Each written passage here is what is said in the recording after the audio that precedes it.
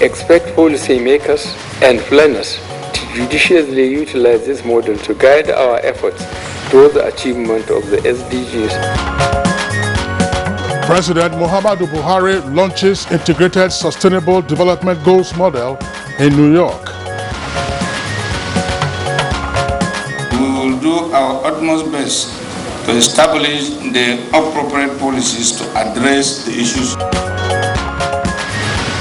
Federal government to implement next level agenda in the power sector by maintaining collaboration with key players.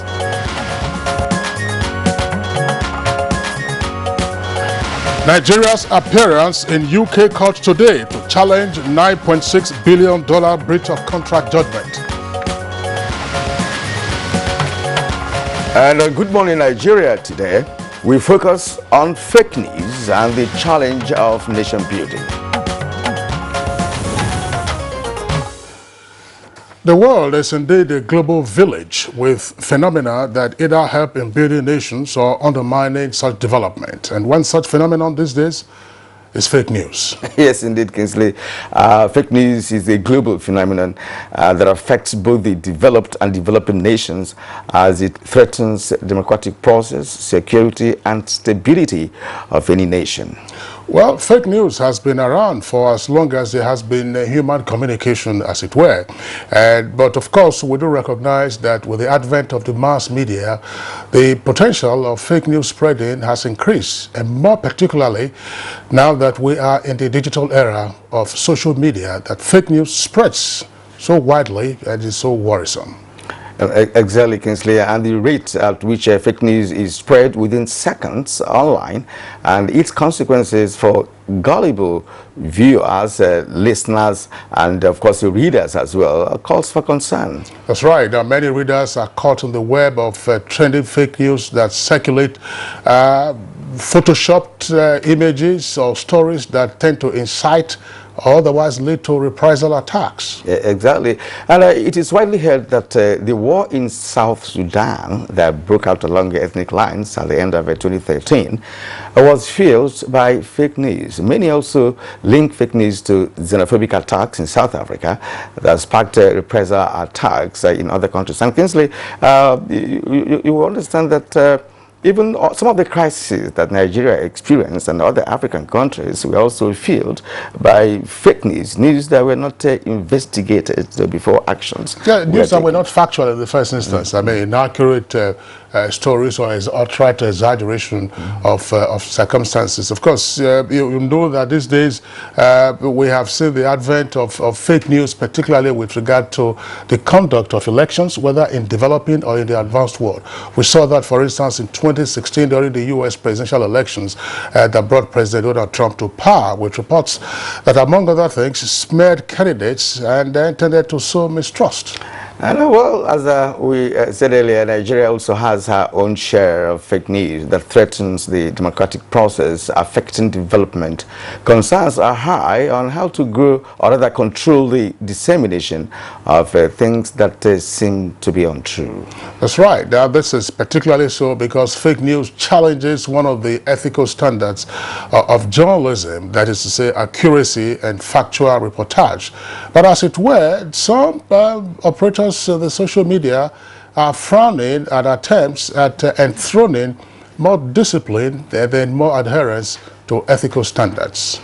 Yes, Apple, Tim Cook, and perhaps other companies recently raised their concerns about fake news, while Google is developing new technologies that can identify and even correct false claims.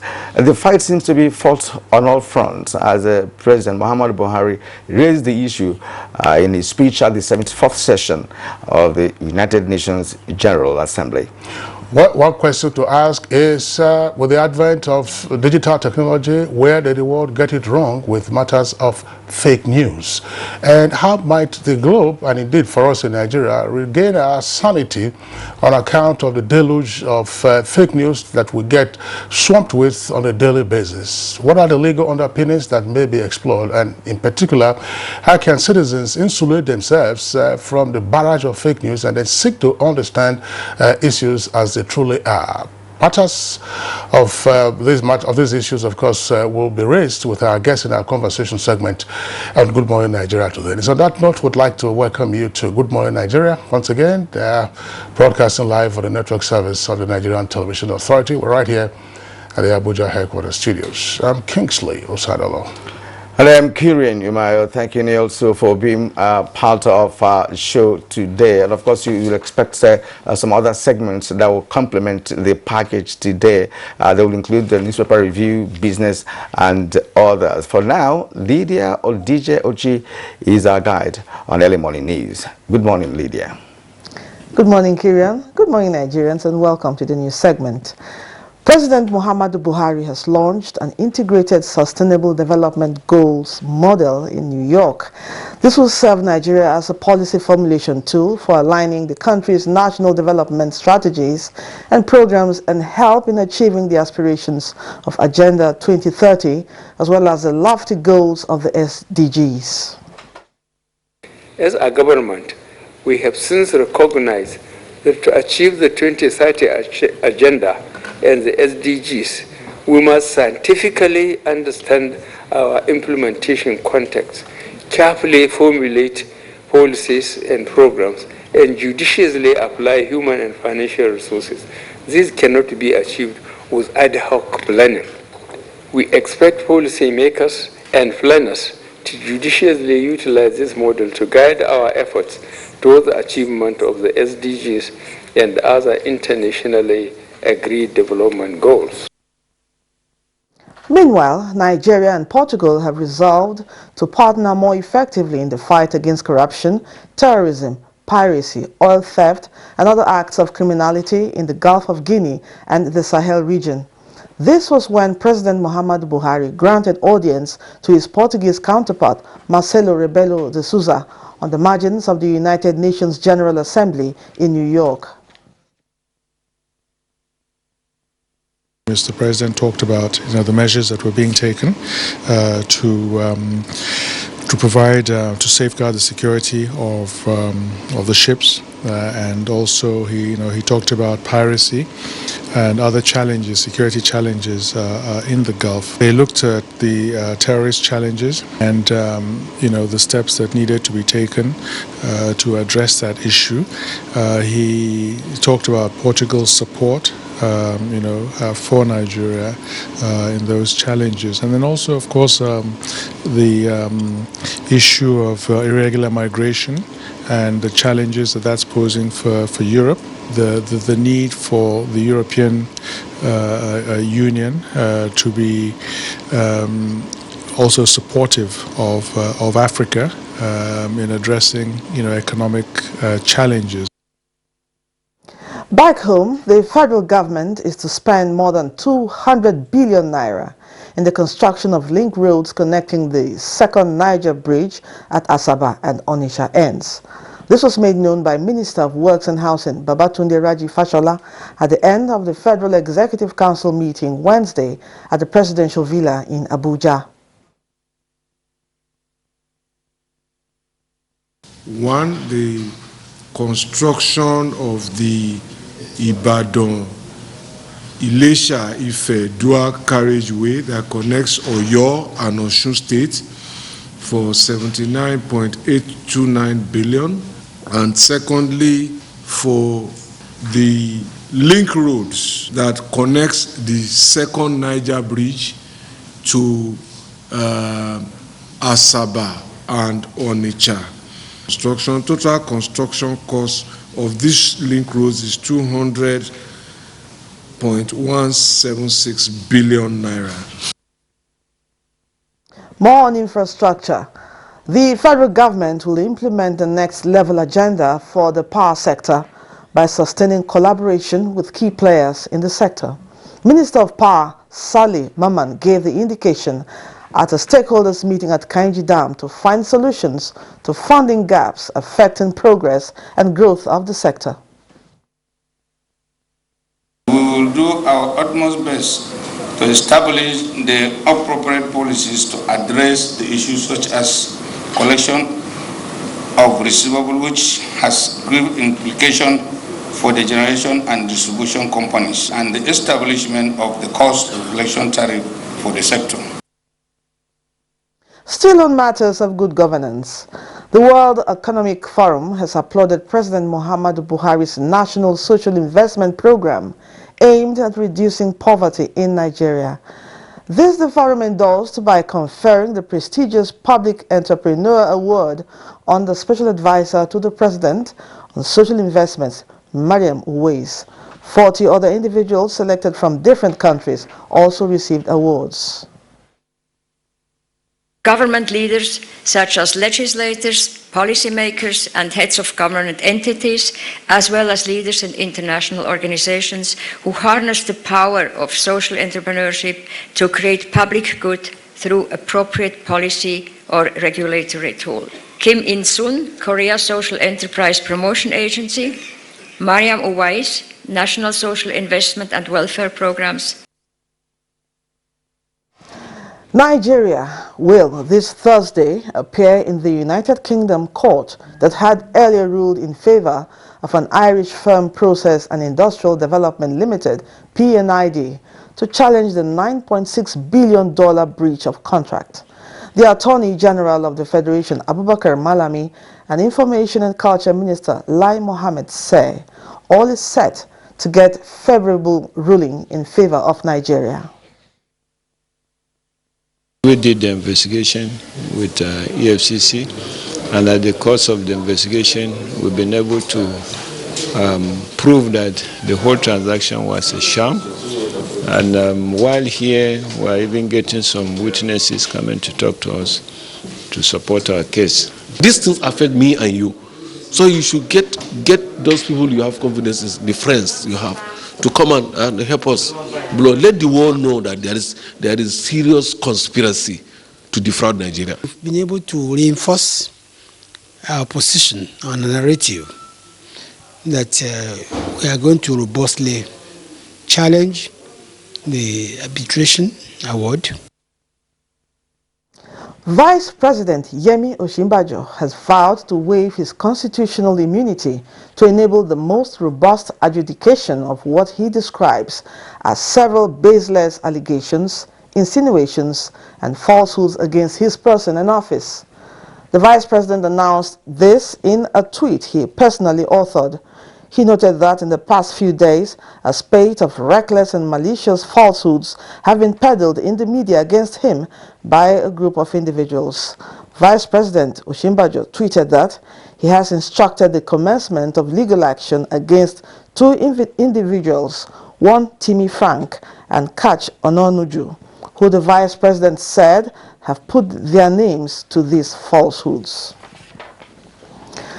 The federal government has declared Tuesday, October 1st, as public holiday to mark Nigeria's 59th independence anniversary celebration. The Minister of Interior, Ralph Aregbesola, who made the declaration on behalf of the federal government, congratulated Nigerians at home and abroad on the commemoration of this year's anniversary and assured them of government's commitment to end the current spate of insecurity in the country. Peace and stability, he adds, are necessary conditions for the development of any nation, calling on Nigerians to emulate the nation's founding fathers in their love for fatherland. The statement signed by the Permanent Secretary, Ministry of Interior, Georgina Ehuria, indicates that the minister wishes all Nigerians a happy independence anniversary celebration.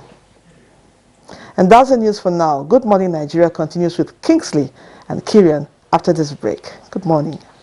Is hereby invited to the 59th Independence Day public lecture and special Jumat prayers as follows. Special guest of honor, Muhammadu Buhari, President, Commander-in-Chief of the Armed Forces, Federal Republic of Nigeria. Guest lecturer, Imam Tajuddin Bello Adigun, PhD, Chief Imam, MCC Juma Mosque, Zone 3, Wuse Abuja. Theme, Peaceful Coexistence for National Growth and Development. Date is Friday, 27th September 2019. Time 10 a.m. Venue, National Mosque Conference Hall. Special Jumat prayers. Special guest of honor, Muhammadu Buhari, President, Commander-in-Chief of the Armed Forces, Federal Republic of Nigeria. Special Jumat prayers to be led by Moshid of Abuja National Mosque. Professor Shehu Galadanchi. Time 1 p.m. Venue Abuja National Mosque. Boss Mustafa, Chairman, 59th Independence Day Celebration Planning Committee, Secretary to the Government of the Federation, Announcer.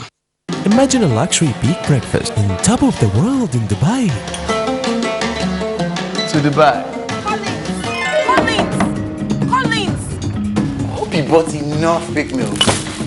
Dubai, here we come! To be one of the 20 lucky people going to enjoy a peak breakfast in Dubai, buy peak milk and collect your scratch card to redeem your instant win. Fill your details and return. Everyone's a winner. So keep on buying your peak milk and keep winning. Valid while stocks last. Reach for your peak. You don't reach 50 years now. When that program, when they call Village Headmaster begin.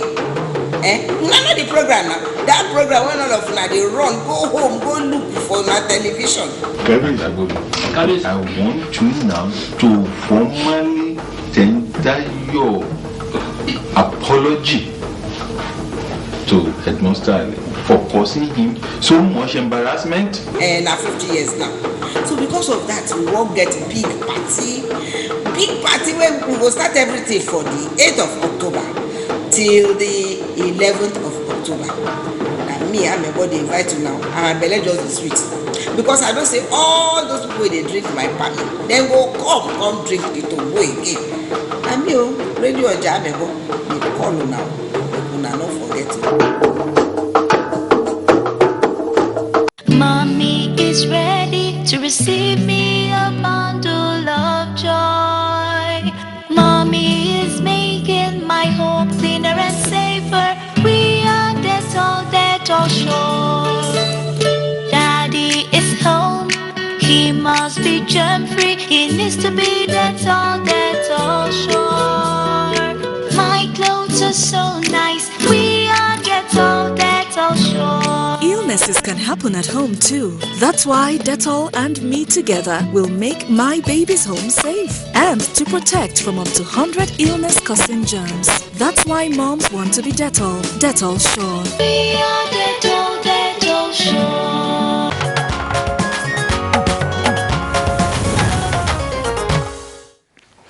You're watching Good Morning Nigeria.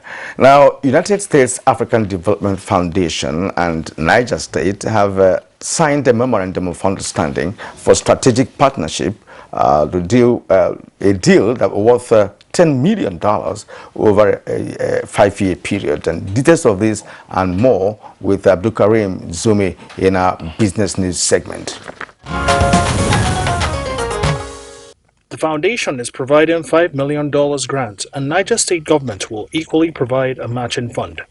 Chairman of the board, Jack Leslie, while commending Niger State government for its efforts, explained that USAIDF operates in about 20 sub-Saharan countries, including Nigeria. He said the USAIDF and its partners are committed to common goals of interest aimed at economic diversification, growth, and development of communities across the globe. He said the foundation is ready to fund agricultural enterprises in the state by providing assistance to over 1,000 farmers to achieve greater food security, expand production, and achieve greater market access, as well as create additional jobs and empowerment of youths, women, and vulnerable groups. Meanwhile, deposit money banks have complied with the directive of Central Bank of Nigeria to grow loans to boost lending. In compliance with the directive, the banks have grown the loan book by 800 billion naira in compliance with the 60% loan-to-deposit ratio mandate given by the Central Bank of Nigeria. CBN Governor Godwin Emefiele, who disclosed this at the recent MPC meeting, said it's targeted at boosting the country's economy through investment in the real sector. He noted that the growth in size of industry loans grew from 15.4 trillion naira in June to 16.23 trillion naira in September 2019. Committee underscored the need to grow consumer, mortgage, and corporate credits to drive aggregate demand and ensure a reduction in unemployment and increase output growth. These are the closing figures of the trades on the floor of the Nigerian Stock Exchange.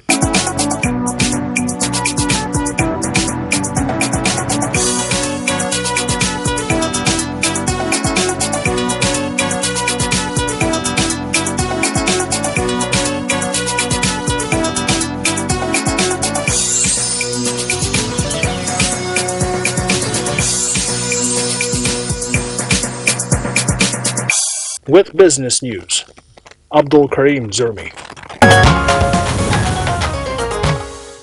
All right, thank you very much, Abdul Karim Zurmi, for the business package. Next for us on the program, we'll take a look at the front pages of some of today's newspapers.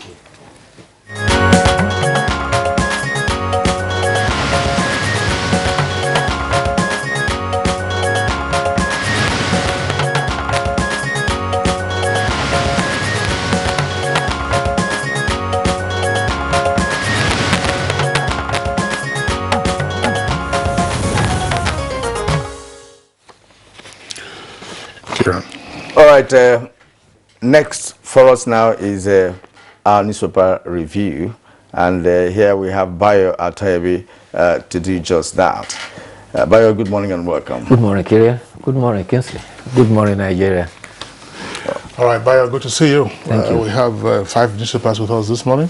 Kyrian, some of the lead stories. Some of the lead stories or the stories on the front pages are fairly similar. Let's begin by taking a look at the Nigerian Tribune. Nigerian Tribune is our first paper this morning. Nigerian Tribune, above the nameplate. P&ID, that's the kicker. London court determines $9.6 billion enforcement today, with riders as Nigeria seeks extradition of indicted Irish citizens, and prosecutors probe payments through allied Irish banks. And court admits ex-director, that's the ex-director in the Nigerian Ministry of Petroleum Resources, to 10 million naira bail. Then the lead story says Oshibajo talks tough, ready to waive immunity. Details can be found on page 2. Below the nameplate, 3 headlines. I used to be a cat pusher, but once dropped out of school. That's Adeboruwa, is one of the new senior advocates of Nigeria. Details on page 2. I used to be a cat pusher, that's called Omolanke, and now it's the senior advocate of Nigeria. Now, FEC approves 311.47 billion naira for road projects. Details on page 12. Undukuba becomes primate elect of Anglican Church. That is the Church of Nigeria Anglican Communion. Undukuba becomes primate elect. Details can be found on page 33. Now, other stories on the front page of the Nigerian Tribune. Let's take a look at the second lead story. You can see the faces of persons who were injured from that incident. It says many killed as suspected kidnappers attack Abuja-bound bus in Kogi. Many killed as suspected kidnappers attack Abuja-bound bus in Kogi. That's page 31. The incident took place somewhere around Kotun-Karfe. It was reported. Buhari transmits 3-year fiscal plan to National Assembly. Proposes 9.79 trillion naira for 2020. That's what Tribune is reporting. 9.79 for 2020. Punch has 9.12 trillion. Army closes offices of 2nd Aid Group in Northeast. I have freed about 420 hostages from bandits without ransom. That's according to the Zamfara governor. Just on page 12. Kyrian, I know that you have stories also similar to the one on the budget. Let me just mention this. This is coming from the Punch newspaper, so you take it along with the other ones that you have. Yes. Punch, above the nameplate, is reporting here that federal government is proposing 9.12 trillion naira budget and targets 7.17 trillion naira VAT and others. All right. On the Daily Sun, newspaper, just the right-hand side of the nameplate, said Buhari proposes 9.79 trillion for 2020. Condemns coup attempt in Ghana. And then, of course, on New Telegraph, what we have above the nameplate with respect to the budget is federal government votes 9.12 trillion naira for 2020 budget. And of course, on the Blueprint newspaper, it is actually the lead story, the Blueprint newspaper. Buhari submits 9.12 trillion naira for 2020 budget to National Assembly. Bayo, let's bring you in here. Why the... Let's clarify this. I think this is misinformation. What must have been presented to the National Assembly is the medium-term expenditure framework, as well as the strategic plan. That is usually the prelude before the budget is presented. Budget itself will have to be laid by Mr. President before the joint session of the National Assembly. So it is not the budget that has been presented, but the framework determining the plan and the way forward, which has to be approved by the two houses of the National Assembly before the budget is laid. And the budget, of course, more appropriately referred to as the appropriation bill. So we don't have an appropriation bill before the National Assembly. Exactly. And now let's conclude some of the headlines on the New Telegraph now.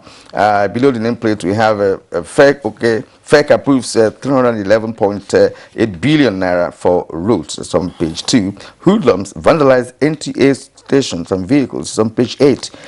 IMF appoints Kristalina Georgieva as new MD. It's on page 4. Senate to pass PIBs in 2020. Now the lead story. I am ready to face trial, says the Vice President on Shembajo. And of course, at the bottom of New Telegraph, have insecurity. Army begins new nationwide operation, launches Egweke 4, Ayen Batuma the second, Crocodile Smile 4. That's for the military operation that's about to kickstart in all parts of the country. Well, let's start with the courts now. First, the Vice President has announced that he has instructed his lawyers to commence legal action against 2 persons. This is sequel to a misleading assertion invented by the duo making the rounds on the social media. The Vice President says that they have made malicious falsehood and defamatory statements about his person. I will have to waive my constitutional immunity to enable the most robust adjudication of the claims. He asserts that the libelous and malicious statements are all falsehood. The Constitution provides for immunity for the President, Vice President, Governor, and Deputy Governor in Section 308. Today also is a day in court for the Nigerian delegation that went to the United Kingdom. The Attorney General of the Federation and Minister of Justice has asserted that Nigeria will never ever compromise its interests for fraudulent investors who are out to attack the economic interests of Nigeria. This is sequel to the proceedings in court today in the United Kingdom about the arbitration that was awarded to P&ID against Nigeria. The Nigerian delegation comprises of the Attorney General of the Federation, the Inspector General of Police, the Governor of the Central Bank, the Acting Chairman of the Economic and Financial Crimes Commission, as well as the Minister of Information and Culture. They are in the United Kingdom to seek to appeal the award and in its own right, and to stay the execution of and take steps to ensure that at the end of the day, nothing adverse or prejudicial happens to Nigeria and her interests, as well as Nigeria's national asset. The Attorney General of the Federation says that Nigerians are having multiple and, in fact, rooted opportunities in law to have a case, and a very good case, heard in court. They also say that from the meeting they have had with their legal team, they are very confident that they will have a good day in court. They also use their presence to visit and put Nigeria's narrative in the public domain so that the international community will be aware of what is happening. Nevertheless, they also have asserted that Nigeria remains a very friendly and investor environment for all who wants to come. And therefore, they should not be deterred by these crooks who are trying to swindle Nigeria and put... what do you make of the fact that the President presented that case to the world at the UN General Assembly? What is the import of that, and did it really make sense? No, well, the significance was that we had the opportunity of the United Nations General Assembly, and so when Nigeria had the opportunity as the fifth speaker at the international stage, the President used the opportunity to draw attention to it. That is to say that Nigeria has nothing to hide, and any transaction that is fraudulent, Nigeria that has championed the cause of corruption will not accede to it, and will use all legal means to fight it. Don't forget also that the arbitration that was awarded has been tabled in courts in the United Kingdom as well as in the United States. That's why it's very important to put on record that it is fraudulent transaction going on. Okay. All right. Let's return to the Punch newspaper. Above the nameplate of the Punch, we'll take these headlines. It says, Grid records 100 system collapses despite $1.6 billion intervention. That's on page 33. And two other headlines there. Presidency, why Buhari answered question from prepared speech. Details on page 11. Then the one on Vice President indicating his readiness to waive his constitutional immunity. It's also there. And Shawore meets bail condition, awaits release. That's on page 13. So, all right. So, but it's the lead story, of course, it's on the $9.6 billion judgment there. P&ID says no negotiations, and UK legal battle resumes today. Suggestion that negotiations have commenced is false and incorrect. And federal government delegation in last-minute meetings with lawyers and stakeholders. That's page 2. Okay, let's return to the Daily Sun newspaper and to the lead story. Senators reject border closure. They say suffering. Prices of goods skyrocketing. That's all. It's on page 2. And well, let me stop there and bring in Bio here. Is this correct? That headline is misleading. Yes, there were divergent views expressed on the floor of the Senate. And when the issue came up, the motion was moved to commend the federal government about the initiative it has taken to close the border. And those who were in support of that motion said that it has checked arms smuggling and terrorists of Boko Haram and Islamic State in West Africa infiltrating into Nigeria. Secondly, Nigeria's economy is deriving positive impact, and there has been decline in smuggling, especially smuggling of petroleum products across the border. They say also there is economic boost for manufacturing. However, there were others too who also cited caution and said that on the one hand, the closure of the 87 official borders. However, there are over 1,000 illegal border entries. And so when you close the official borders, what happens is that the illegal entries begin to boom.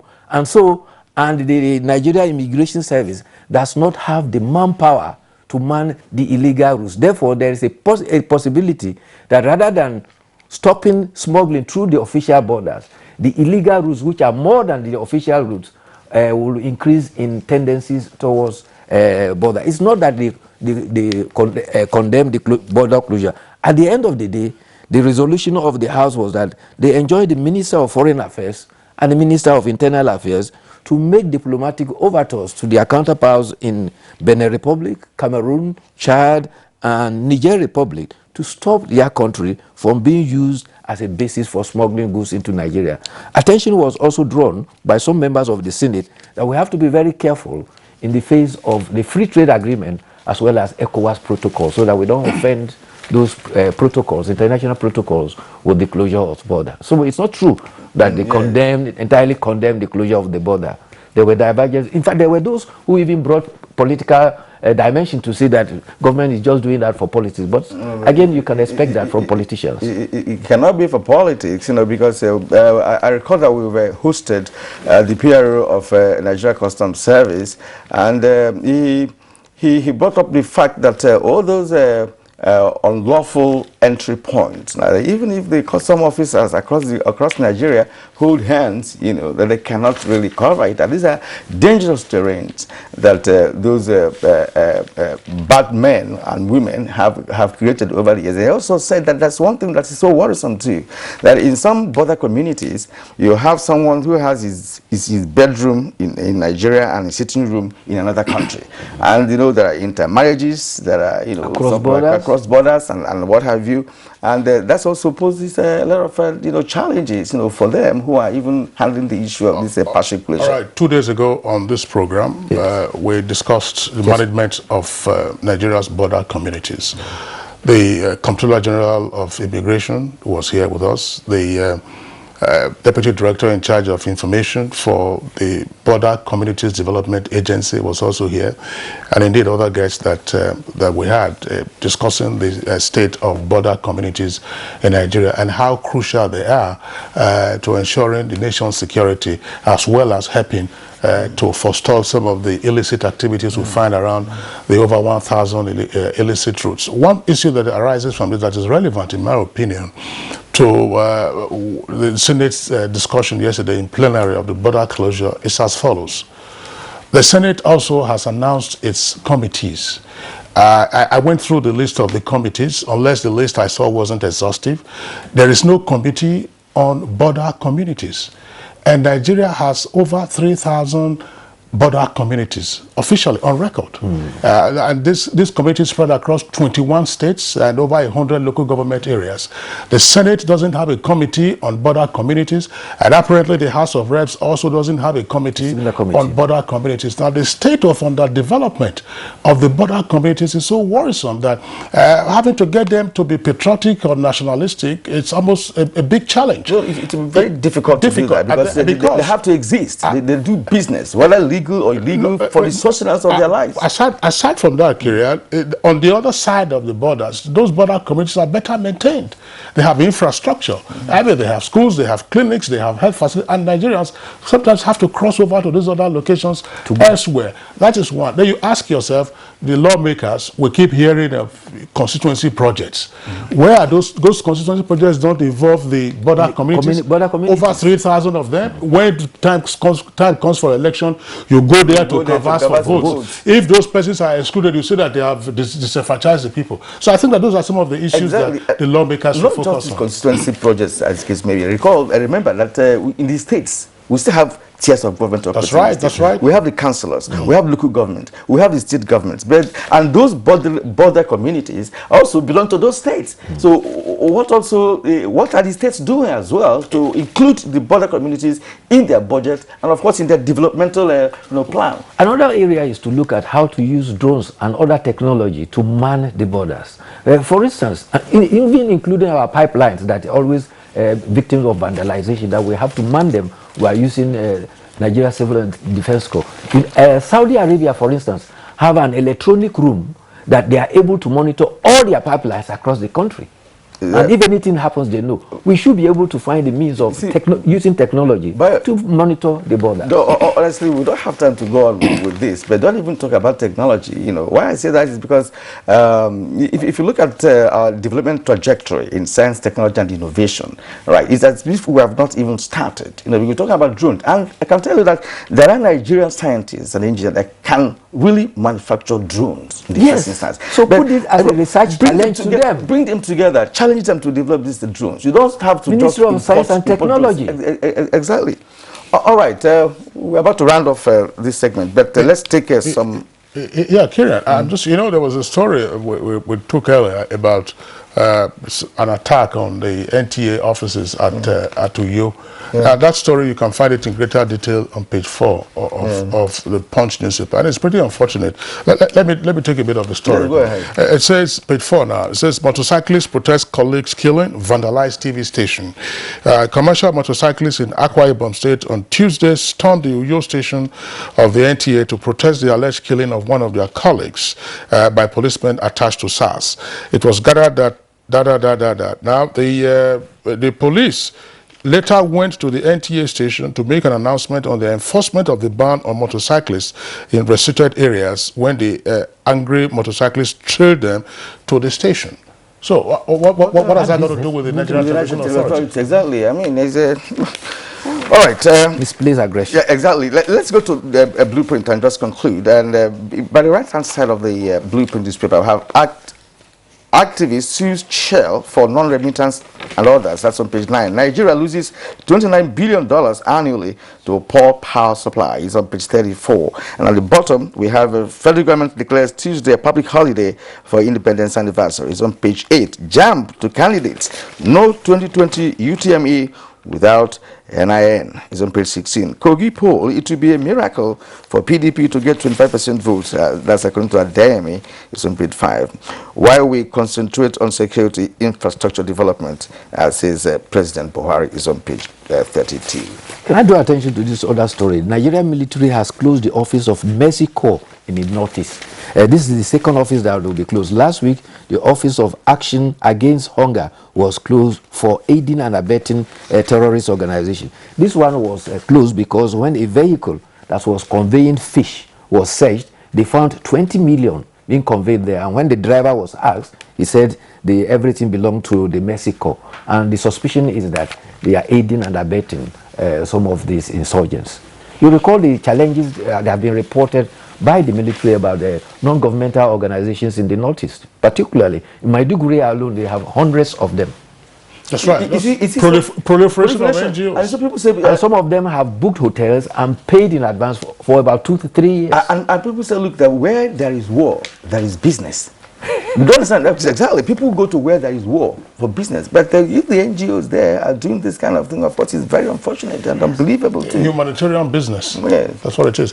Baya Toyebe, thank you for being with us. We'll see you again tomorrow for the newspaper review segment. But we're going to retain you for our conversation later on today, which is on fake news and the challenge of national development. We'll take a short break now.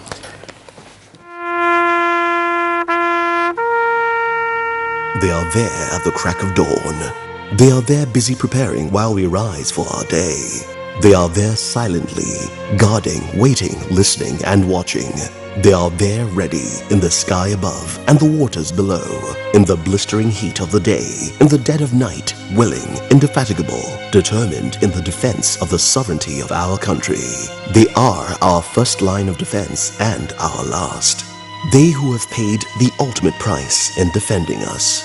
They are fathers and uncles. They are mothers and sisters and girlfriends and boyfriends. They are brothers and cousins and best friends and neighbors. They are classmates, colleagues, and citizens of this nation.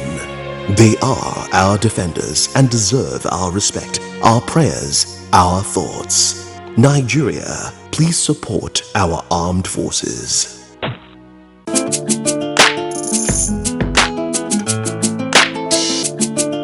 The NTA ETV Annual Expo is here again. This time, it's the 13th edition with the theme Promoting Unity and Innovations in Youths as Agents of Change through Science and Arts. It promises to be captivating as youths across the nation showcase their unique skills and innovations in science and arts, make new friends, and showcase their rich cultural heritage. Join us at the NTA Headquarters Arena, Area 11, Garki, Abuja from Sunday 20th October to Thursday 24th October 2019. For more information, participation, and sponsorship, please call these numbers.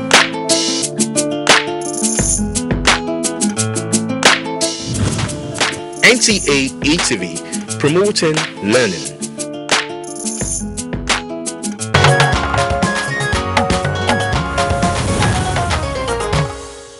All right, you're watching Good Morning Nigeria live on the network service of the Nigerian Television Authority. Clearly, the issue of fake news has become a worrisome global development, particularly the impact it's having on relations between and among nations, as well as for developmental purposes.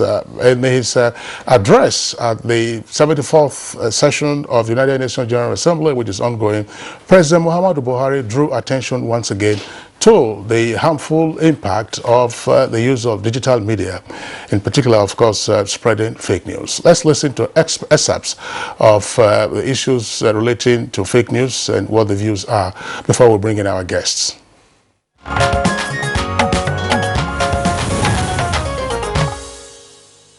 The world was shocked and startled by the massacre in New Zealand by a lone gunman taking the lives of 50 worshippers.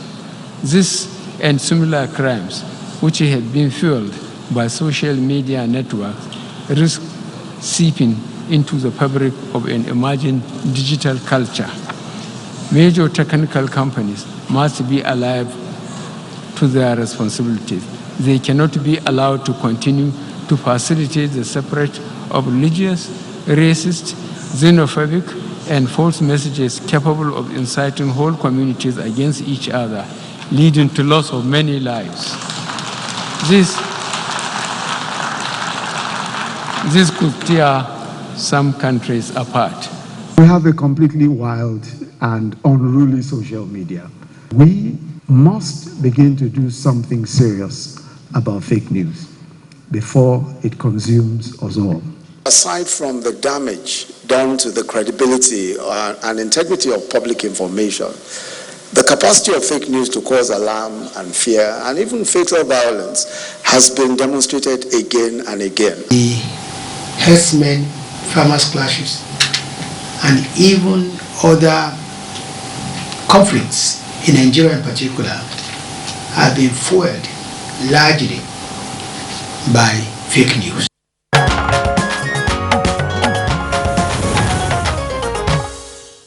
And with us here in the studio to discuss the topic, we have Dr. Abiodun Adeniyi. Abiodun Adeniyi is the senior lecturer, mass communication department of the Base University, Abuja. We're glad to have you this morning. Good morning. Thanks for having me on. And of course, Bayo Atoyebi, of course, you know, he's our newspaper reviewer. Bayo was the DG NBC and the Executive Secretary, Nigeria Press Council, and he's going to be part of this conversation this morning. Bayo, of course, let's welcome you once again. Thank you, Kirian. All right. Okay, joining us from our Kano studios, we have this morning Professor Umaru Pate. He's Dean Postgraduate School at Bayer University. He's also a Professor of Mass Communication. Professor Umaru Pate, pleasure to have you with us on the program. You can see him there on the right side of the screen.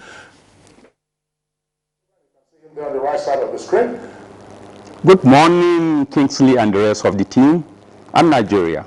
Right, and then to the left of your screen, it's our pleasure to welcome Leila Ijoma. She's a blogger, and so she leilasnews.com. Pleasure to have you with us on Good Morning Nigeria today. Good morning, Nigeria. I'm pleased to be here. All right. Well, let's begin this conversation. Let's go over to Professor Umaru Pate, of course, who's a familiar face on Good Morning Nigeria, along with Dr. Abiodun Adeniyi. All around the world, developed and developing countries, the issue of fake news, it's been on the agenda. But exactly how worrisome is this phenomenon, Professor Umaru Pate?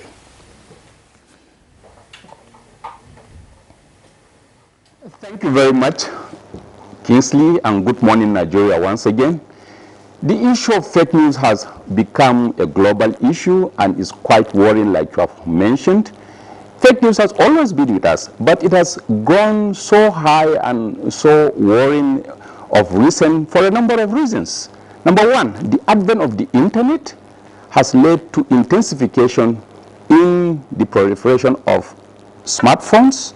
And because of the ease at which people can manufacture, if you like, or easily produce content, people can easily sit in their rooms, develop whatever content they feel like.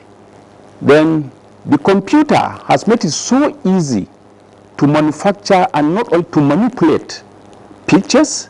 Then with that, content is produced. Then the distribution has also become so easy because of the smartphone's availability. Once you send a message to a group, that could be replicated hundreds of times and can move so fast, so easily, at little cost. Then above all, you have the dimension of the political economy of utilizing digital communication. And what are we saying here? The economy I'm referring to is you have individuals who perhaps sometimes are referred to as bloggers, people who run online stations, and sometimes even the conventional media. Because of the economic stress in the industry, they are always rushing to be the first to break the news. Not only that, to make the news look alarmingly attractive so that people could rush to them. And the rushing to them means, one, increased sales, and two, it means more likes or more hits so that they can show advertisers that they are really popular. Then you have the political dimension of it. Politicians, because of the desperation to capture power and the ease at which they can easily manipulate these communication facilities, they have now also resorted to using digital communication either for campaigns or for whatever reasons to sometimes distribute mischievous messages that may not mean well for the nation. And above all, you have a rise in populism politics globally. If you look at it, start from the elections in the US, look at the Brexit issue, and even come to our own local domains here. How rise in populism politics that depend more on emotions than reasoning.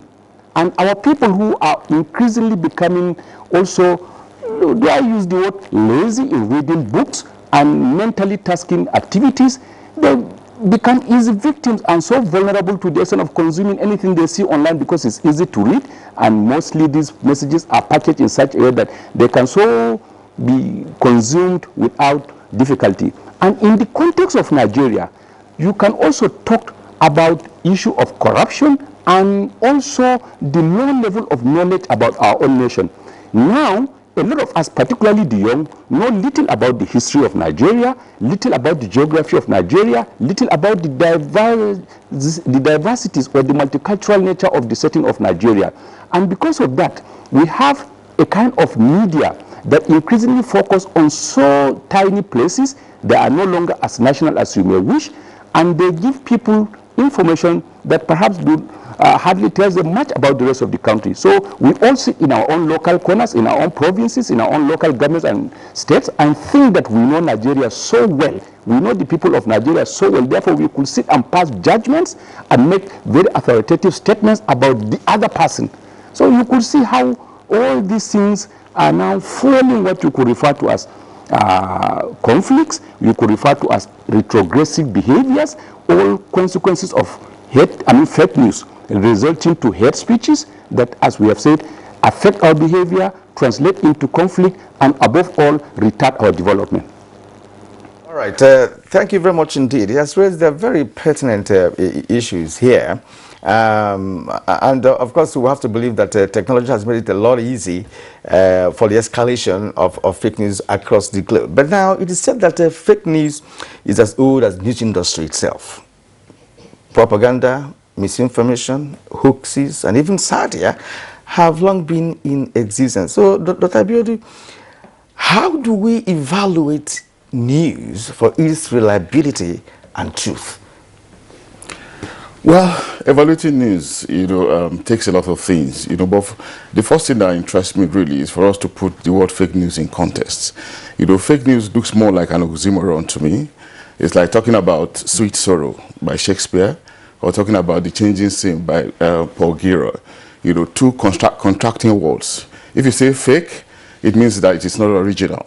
But news in itself is an original, fact-based report. Contrasting them becomes a problem.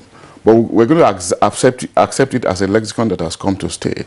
But having said that, I like what Professor Partey said about it not being a new thing to us.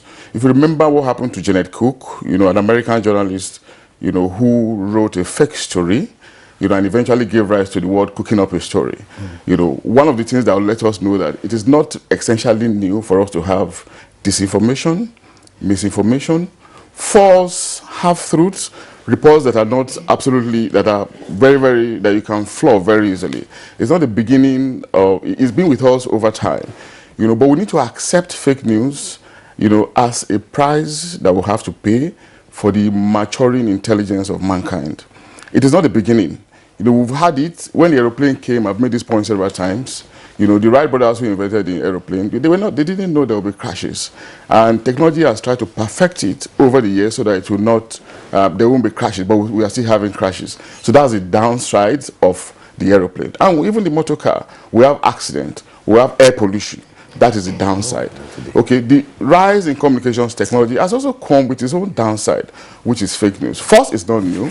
Second, we'll just take it as a downside of the increasing gain we are making in communications technology.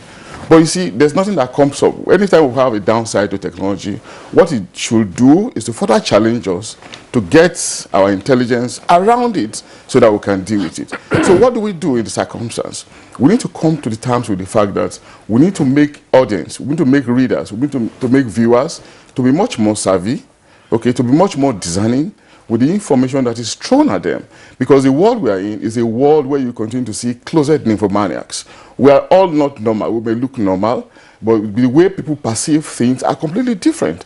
And because of the empowerment they have through the smartphone, like Professor Partey said, you will continue to see these things. So, but what do we do? First, media literacy. Second, structural education, conscientious media literacy, to let people know that it is not everything that is thrown at you that you have to believe. Then second, the structured formal education that we'll keep talking about. You know, how more educated can we get people to be? And so that they'll become conscious, they'll become designing, they'll become savvy, they can understand things, and perhaps push so many things away. You know, away from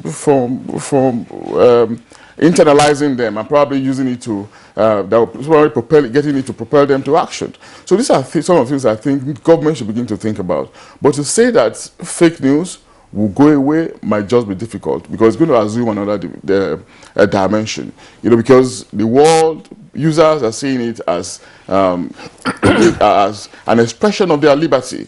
You know, what is fake to you might not be fake to them. You know, but they celebrate it because it probably helps them to achieve some certain purpose, which might be negative to the general good at the end of the day. All right, Dr. Abiodun Adeniyi, thank you very much. Let's bring in Bayo Atoyebe. Bayo, while we're just still looking around the concept of fake news, an idea just occurred, because we know that, I mean, fake news isn't new, as everybody has acknowledged. In the past, we used to have a phenomenon known as yellow journalism, which of course tended to describe exaggeration or half-truth. But today, nobody talks about yellow journalism anymore. Everybody's talking about fake news. If a story comes out and it has no basis in fact or otherwise, you say it's fake news. And as Dr. Adeniyi rightly said, it's an oxymoron. If it's not news, if it doesn't have the appropriate news value, then it cannot be. If it's not news, then it cannot be fake or otherwise. So, but here we are. What exactly, from your perspective, are we faced with, first as a nation and then as humanity, on account of the plenitude, if you like, of access to information and the utilization of that access and the content of the access? Well, the advent of fake news has been foisted on humanity through technology. And that is that with the convergence of technology, you now have the newspaper, the radio, the television, everything. You can have it on your handset. And every ordinary Nigerian has found out that he could write anything and send it to anywhere. But what is news? News is information that is basically factual. New information that is basically factual. Therefore, if you talk about fake news, fake is something that is an imitation, not the real, not actual from an original. You cannot have fake news if that information is not factual, because it's purely falsity. But it has become a coinage that came in just a couple of years ago, and everybody is now addressing it because of the challenges it's posing to the world. And what has enhanced this? The advent of what people now call citizen journalism. Everybody thinks they can write anything, and because of the technology, particularly of the cell phone that is available in their hand, you can write anything and send it anywhere. So people can imagine anything and send it. But the challenge is this. News medium are professionals. News has to pass through what is called the Rubicon for it to be accepted. The integrity has to be verified, and newsmen, either in print or electronic, make sure that they ascertain the veracity of news before they put it across. And you would likely not find that such false news often occurring in the conventional media. But the danger now is that there is competition between the social media and the conventional media. So much so that often than not, in recent times, the social media tend to break news before the conventional media. And so the conventional media don't want to be beaten to it. Sometimes they now have become an accessory to fake news propelled by the social media. So that is the challenge. The problem now is that people are gradually seeing that any information they get from the social media, they have to now confirm it from the conventional media. Sadly, the same tendency is also coming out in the conventional media. These days, you listen to one television station or another, and you have to listen to two others to ascertain on the veracity of that information that is coming. So again, all these are intrusions of political interest and also the challenges of technology. And it is not far-fetched, because if you go back just a couple of about 20 years ago, we had only about, by data, the radio and television stations we had in the country were not up to 50. Today we have over 700 broadcast stations here. Newspapers, the main ones presently are about 22, 24. But if you go to the local government, you'll be surprised. The last time I was at the press council when we did statistics, doing a survey of newspapers across the country, we got over 1,400. Because if you go to local government, you find politicians peddling what they call local newsletters. Exactly. And there's a preponderance of false information which is used to undermine their political opponents all across the nation. So the thing is accentuated by political interests, which they use it deliberately to undermine their opponents. But the danger is this: if we don't do something about it, it can cause serious social upheaval, because particularly in the electronic media, if you send out information that is not very correct, the incendiary consequence of it is that it can cause confusion in some other places. Exactly. Thank you, Bayo, for that very elaborate backgrounding. And let's go to the blogger among us here, Laila Ijoma. Well, Ijoma, you have listened to other guests and how they put fake news into context. I would like to bring you in here as a blogger. As a matter of fact, social media has been highly scrutinized, and you know, all the blames go to social media because of your pervasive nature. You know, having a device can enable you to access news from anywhere across the globe. Now, what is your own concept of fake news, especially when we talk about news that emanate from social media, where perhaps you don't have a kind of editors to look at the story before it goes out? An individual can just sit down, put it together, and send it out. So what's your own concept with respect to also those who operate on the social media, on the internet generally? Thank you so much for being here. My own take about the whole social media fake news incidents in Nigeria. Personally, I started blogging because I wanted to fight fake news. Because it got to a point in my life where I really felt like I took it personal when somebody sends me fake news. So I started my blog in 2012. And then again, to what is fake news actually? Fake news, if any story you come across is false, it is fake news. And now, it could be that, sometimes it could be that the person sending you the story is actually not doing it intentionally. He or she believes the story is true, but the actual truth is that the story is false. So in this case, it is fake news, and it is called misinformation. Then there are also incidents where the person sending you the fake news actually knows the story he or she is sending to you is fake, and he or she has like a deliberate, as in like thought of malice behind sharing that story, that fake story.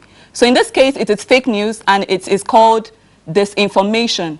Then we also have situations as well where people send out stories and it is half-baked truths. Like, okay, example, like you say a senator went to an event, truly he went for the event, and in this case, the reporter says he went to do something else, whereas the truth is that the senator went to that event to do something else. So in this case, it is a half-baked truth, and it's also fake news because there's some truth in it. So then, Professor and Dr. Elia said earlier on, fake news has always been with us like from time immemorial. It didn't start today, but it's just that social media came, internet came, and it is now easy for fake news to go viral in seconds. Everybody has a cell phone. Everybody has access to WhatsApp. Everybody has access to Facebook, Twitter, Instagram, WordPress, Blogger. These are platforms where you can create your own news platform in seconds. So what it does is, someone wakes up and he's like, he thinks there's a story that he heard that is true. He shares it. Someone wakes up and is like, okay, I want to make people come to my website and I'm going to share a fake story purposely. He sends it. So, and the effects of fake news can never ever be undermined. Like it actually has caused riots. It actually has caused deaths in some climates. So these effects are real and people's lives depend on them. So that means we just can't sit down and fold our hands and say, okay, fine, fake news has always been there and there's nothing we can do about it. No, there's something we can do about it. And that's why I got into blogging in the first place. Number one, I always tell my readers, anytime you get a story, you have to make sure, like, develop a critical mind. A critical mind. The truth of the whole matter is not every story on social media or on the internet is true. So when you realize that and you get a story that sounds too good to be true, or a story that sounds like there's something more to it, develop a critical mind to ask questions. Don't just swallow it because it's on the internet, because someone forwarded it to you on WhatsApp, because it is going viral. That doesn't make a story valid. Develop a critical mind towards it. Then secondly is check your source. Who is sending you the story? What is it? Okay, like, it's easy to always check the URL. That's the domain name, the link, as in the link the story was sent from. Check it. Is it a valid, reputable news agency? Is it like, can you find the address of that, of the publishers? Are their faces, as in their identity, is it public? So that's the first thing you need to do. Then secondly is, you now compare the news with other media sources, reputable media sources. Check who else again is reporting the story. Most times, you see a story on a website that you don't know much about, and you check Vanguard, the story is not there. And you check Punch, the story is not there. You check Sahara Reporter, the story is not there. Automatically, it tells you that there's something wrong with the story. Then you also there's also opportunities where one can actually sit down and check out the story himself or herself. Take, for instance, someone sent you a picture on WhatsApp. Thank God for Google. There's actually a feature where you can actually take that picture that you just saw on WhatsApp and verify the true story behind that picture. All you need to do is go to images.google.com. You actually have the opportunity of either uploading that picture directly on that URL, or you can attach the link to that picture on the Google image search. And automatically in seconds, Google tells you, it brings out results that tell you how long that picture has been on the internet, who was the first person to post that picture, and then the true story behind that picture always comes with it. So it informs you. And once you detect a story that is false, immediately, on WhatsApp, on Facebook, on social media, wherever it is, immediately, don't just say, I have confirmed it is false, and you just walk away. Immediately send it back to the person that sent it to you. This story is false. Please do not share. I do it a whole lot. You can also immediately as well too, like for me as a blogger, once I get such kind of stories, I immediately do a disclaimer. Like I post it and I'm like, this story is false. If you see it anywhere, please know that it is false. So that's what I think we can always, we all can do to fight this whole fake news trend. Leila Ijoma, you will have to pardon me, but I want to ask you some of those questions. I mean, who is a blogger in the first instance? And listening to what you have said and the experiences that one also gets to learn about from other persons who have sometimes been referred to as basement publishers. Who are these persons? I mean, they're just gathering news. Are you news aggregators? Do you have? I sit in the studio here and they're telling you what is happening in Gwagwalada when I have no reporters who are out there. What's going on? Is blogging a profession? Are you guys in the business of? Are you in the news business? I mean, let me just ask that question. As I said, you have to pardon me. I don't mean any disparagement. No problems at all. Blogging, when it was first established, it's like a platform that gave everybody in the world actually a platform where you can open up a website and air your opinions. But as time went on, okay, like for someone like me, how I even got into blogging, I actually read chemical engineering. I was working in a bank, but I've always wanted to do media. So when the internet came and then it came along with blogger.com and wordpress.com, these are platforms where anybody can actually sign on, and in seconds you have a website without paying any amount of money. So that opportunity is there, of course, and there are people that are using it for good, and there are people that are actually abusing it. So that platform is available to anybody.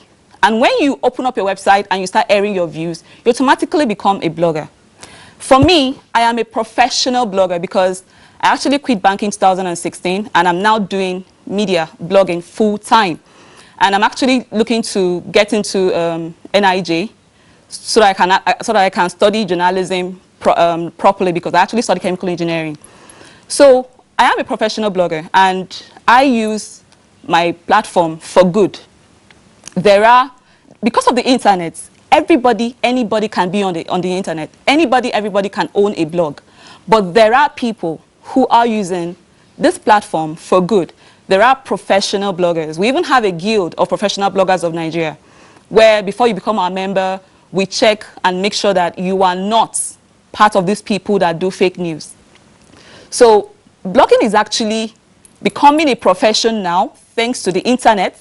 It is actually one of the jobs that didn't used to exist like 10, 15 years ago, and sincerely is actually paying. But the whole point is there is need to clean up the blogging industry, because there are the bad ones, but there are also the good ones who are doing it professionally and for social good. Thank you, Lila. You said something very interesting here. Well, I'm not going to ask you a question now, but in the course of the program, we'll ask you, because you said that there are professional bloggers. Because maybe we now have a Bloggers Association of Nigeria or something. We would like to find out whether it's registered with CAC or any other regulatory body and what have you. That will be in the course of the program. But let's return to Professor Omar Partey. Professor Partey, you've listened to her, and we also know that there are many sources of information. You have newspaper, television, radio, even word of mouth, as the case may be. Because some people also peddle what we call rumors. Some of them are also fake news. Now, listening to Ijeoma is very interesting. And I want you to tell us, of all these media, all these sources of information, which one do you think is the greatest purveyor of fake news that could convince every reasonable man? Because some of these fake news are well constructed, well situated, with picture actualities, as Ijeoma pointed out. But if you don't have the kind of technological know-how Ijeoma has, you wouldn't be able to match pictures to stories to determine whether it is fake or not. So what's your take, sir? Thank you very much. Let's start from our own levels as individuals. First of all, when we talk of factuality, it could be relative. What may be factual in Kano may not necessarily be factual in Rivers. And issues of contextuality must count in this kind of business. However, we have some points of universality where we agreed universally on certain things. Now, let me return to the question you have raised about sources of fake news. So first of all, a lot of us as individuals, we have smartphones. Today there are more than 120 million internet or computer or perhaps phone users in this country. And of these, almost perhaps 70 may be involved in distribution of information on WhatsApp and the other platforms. And through this, some of us also as individuals distribute fake news. Then of course you have the bloggers, online radio owners, online TV owners that are not registered. And in their own ways, they create their own content without anybody checking. Many of them are gateless. In other words, they do not have gatekeepers. The reporter is the editor, is the controller, is the general manager, and as well as the distributor. So whatever he decides, that is how it should be. And if you have a large number of people who are vulnerable or who perhaps are not necessarily sufficiently informed, they take some of this information as truthful. And one thing I have to emphasize is that fake news can be sophisticatedly packaged, that it will take a well-schooled mind to be able to detect that it is fact, or it is forged, or it is not true. So it's not even easy at times to detect some kind of fake news. In this country, we have had situations where well-respected media organizations were caught in the business of distributing fake news, not necessarily because it's their behavior or is part of their policy, but somehow along the line, because of the sophistication of the information, the way it is packaged, and the frailty of human nature. You see them becoming victims also of redistributing some other people's ignorances or mischief. Now, who are the major sources or producers? I have not yet answered the question directly by identifying or categorizing who are the greatest, or maybe let's say the guiltiest in what you are asking. But fake news. Well, we seem to have lost signals with, okay, it's back now. So let's continue with Professor Partey. What I'm saying is we have official and unofficial sources. For some people, governments produce fake news. When you have an official of government telling you something that is untruthful, which he believes is not true, it is fake news. And naturally, the media will carry it and repeat it all over the place. But at the end of the day, you will see the reality. In this country, talk about power, talk about some major government contracts over time. Go and do some investigations. You may realize that at the end of the day, the whole thing is not true. Then you have religious organizations. Religious organizations are also major producers of fake news in this country. Not only fake news, but hate speech also. We have had religious leaders who go on pulpits, religious worship places, make some very profound statements about individuals, about governments, about some sections of the country without having the concrete information, but perhaps depending on rumor. You also have cultural organizations. You have them. You know the kind of organization I'm referring to. Some of them have galvanized themselves into power blocks. They also concoct all sorts of information and distribute them across the land. And a lot of the time, these information may not be correct. Then you also have educational institutions. In a lot of our institutions, you have lecturers, I repeat it, lecturers who are least informed about the setup of Nigeria, go and meet very young minds and tell them lies about some parts of this country, about government activities, and about so many other things that are little related to academics. Then you also have media organizations, of course. We are in the forefront. And when I talk of media, I'm referring to both the social and the conventional media, where you have some very powerful names sit down writing columns based on what they little know about Nigeria. You also have sometimes those who refer to as on-air personalities who conduct interviews with personalities. And when you hear them talking, sometimes you wonder who is the interviewer and who is the interviewee. All of them are making very powerful and assertive statements, expressing opinions, sometimes that are built on ignorance and poverty of knowledge about Nigeria. Then you have people in the diaspora. For some of us who are in WhatsApp groups, you have people in USA, in Britain, in elsewhere. They are claiming to be experts about Nigerians simply because they are Nigerians staying outside the country. And when you hear the kind of statement they make, you feel as if Nigeria is on fire, Nigeria is going to fall up tomorrow. And what is they are saying? Because they are thousands of kilometers away and they do not believe that there's anything good or there is anybody who is good in this country except them. It's some of the things that they write. And you wonder, why should I even be, is this thing coming from a Nigerian?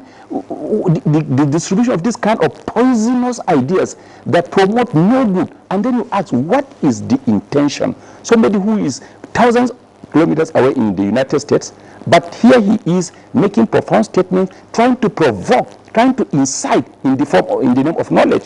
So when you have all these kind of situations, simply because the internet is borderless, the internet has given you the opportunity, and you have a large number of people who are also vulnerable. The UNESCO said an individual who has a smartphone checks his smartphone almost 150 times a day. And in this kind of situation, where many of us, like I've said, do not read, and our media organizations sometimes also add onto the problem, not because they want to, but because one, investigative journalism is lacking. And because investigative journalism is lacking, they do not go deep in investigating and reporting about issues. They report from the superficial. And because the platform is superficial, it can easily be misconstrued, it can easily be misused. And again, like I've told you, apart from, let's say, NT and FRCN, you can hardly talk of having serious nationally minded media organizations, except for, let's say, a few other 2 or 3 that are NTA, that are in the media, radio, TV section. But again, they are also expensive because of commercialization. Many people cannot have their information carried. And where they do not have access to the conventional media, they now resort to going to use their own internet routes, and in the process say anything they feel like. Then you also have politicians who have the means, particularly those who are in government, go and use government-owned media organizations, especially in the states, to make some allegations, to castigate their opponents, yet the opponents will not be given the opportunity to respond on the same platform. So what do? They also look for alternative routes, and there you have the internet, you have online radio, you have online TV, you have the smartphones.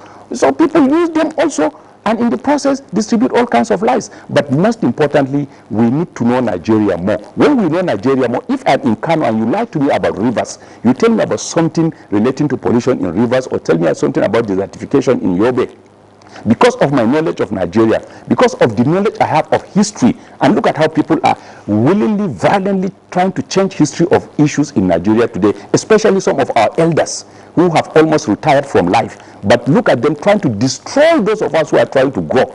So when you know history, you know that when you see lies, you can detect them. But when I come to talk about the way to control fake news, the way to attempt also to address issues of hate speech, then I will turn to them. All right, Professor Umaru Pate, thank you very much there for your insight. Let's return to our studios here, Dr. Abiodun Adeniyi. Earlier, while you were talking about how to respond to fake news, you did say that humankind will have to search its own intelligence to find ways around all of this. Now, the argument is also out there that what we are seeing now, particularly with the negative consequences of fake news, is the price of freedom. And that if you were to go back into the history of mass communication, there were always attempts by society to regulate. I mean, when the printing press became commonplace, there were attempts at regulation. That's why you needed to have a license before you have a printing press. After Gutenberg, invented the modern press, I mean, the Chinese had that several centuries earlier. Look at broadcasting. You have to say, look, you have to have licenses, you have to have a code.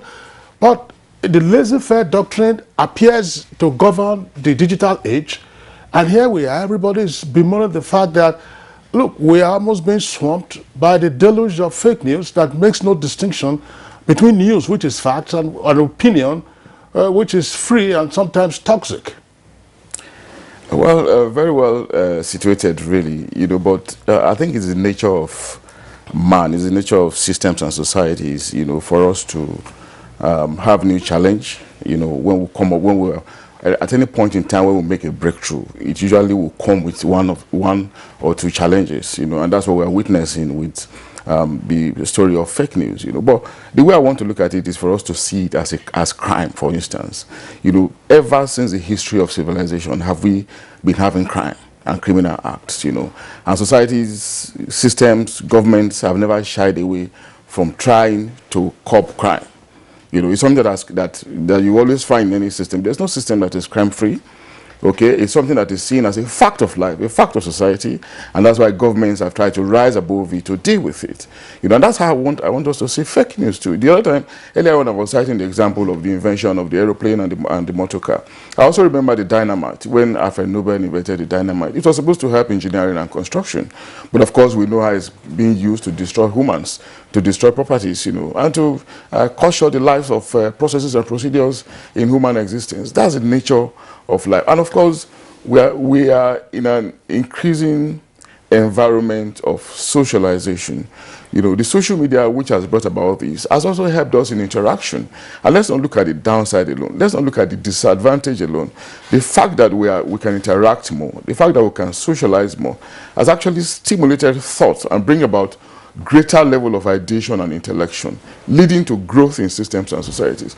We may not be able to measure this in tangible terms, but in terms of intangibility, people are much more conscious, people are much more aware, people are much more entertained and much more educated. And of course, it has added as well, you know, to a greater happiness of people. You know, but what's the essence of society? What's the essence of a human being? You know, it's about prosperity, happiness, and freedom. These are the core essence of why we want to live as humans. And of course, social media, of course, the downside is fake news. We have to continue to acknowledge it, you know, is there, but that advantage is also there, very relevant. I will need not undermine it. And the argument is this again. We need to accept it as a downside and get the authorities to devise ways of dealing with it. It's not out of the world. Just like we've been dealing with crime, we can also deal with it, you know. We cannot all be the same. We cannot all be sleep on the same side of the bed, of the bed. You know, we cannot all be sleeping and be on the same side with our legs and arms and our legs and head in the same side. You know, as it is said in a proverb. You know, human beings are different. Human beings are differentiated and disparate. The onus is on government and authority to devise ways of dealing with this. And what are the ways? Greater structural education. People need greater level of enlightenment. You know, the kind of formal education that you and I have, you know, it is very difficult for anybody to hoodwink us largely because we have an appreciable level of understanding. Then how about conscientious media illiteracy happening on an ongoing basis to let people know that, yes, you need to be savvier, now you need to be more discerning in the consumption and the internalization of information that is thrown at you. These are the things that I think we need to begin to talk about. Yes, I understand that the technology is also very sophisticated, like Professor Patty said. You know, it sometimes can be very difficult for you to understand, to differentiate between what is fake and what is not fake. I understand as well there's something that, so all kinds of technologies are coming up. There's deepfake that can be used to manipulate things, all kinds of devices, all kinds of applications. You know, yes, as these things are becoming more sophisticated, it's also a challenge to mankind and to our thinking process to also try to rise above the challenge. You know, it's always, if we want to wax philosophical, you know, it's very difficult for evil to triumph over good for a long time. You know, we'll definitely have to find a way to deal with it if we want to make progress as a society. All right, thank you. But one thing you said that I'd like to touch again, you said that because of the level of education that you and I have, that it will be difficult for it to be hoodwinked. But please, don't get entangled with Yahoo boys, because they have made professors to pay. You know, they have made, you know. That's right. And then you will find that in WhatsApp, or rather on WhatsApp chat groups, small groups like that, of enlightened persons, as Dr. Adeni is saying, you will find arguments over clearly, clearly misleading posts, you know, fake, let's not do fake news. A photograph that has been manipulated. You see a lady carrying a man saying, you know, having the kids or, you know, a smooch at a wedding, and you find that the person is certainly not the same. By the time you analyze the photograph, or somebody will be telling you, no, that is your own, that is your own opinion. You can see what they are doing there. Because without that education, you can be really hoodwinked. You have to be careful. Now, please, before we go on break, let's bring in Bayo. Bayo, there's a difference between reach and influence. Reach in the sense that because of social media, it's accessible. In NTA, we say you can be rich. That means we have spread our tentacles across the reach and the influence, by the way. Across the globe. Now, Now, I am talking about influence now. In fact, influence is more difficult to measure when we talk about information. And how do the media drive and, of course, reflect beliefs? Because just like Dr. Abiodun said, belief, you know, when you read a story, to what extent, you know, should the media influence belief in people who read or watch or listen? Well, if you look at the conventional media, they have their own established means, which is known, and people believe it because they believe that they are established institutions. But like we have just been pointed out on the program now, the social media do not go by all these conventional means. So what happens is that everybody is, if you want, trigger happy with their cell phone to send any information they want anyhow. Our sister, the blogger, has told you here now that she is there specifically because she wants to carve a niche in giving information that is correct. And the step she is taking is to go to the NIAG to get the proper education. Most people are not properly educated about how to go about news. And the challenges of the influence is that the fact that something is on the social media, many people tend to believe it to be true. It is only when you have people that are discerning and have a second thought that will say, look, from information available to me, this one and this one don't add, then you begin to question it.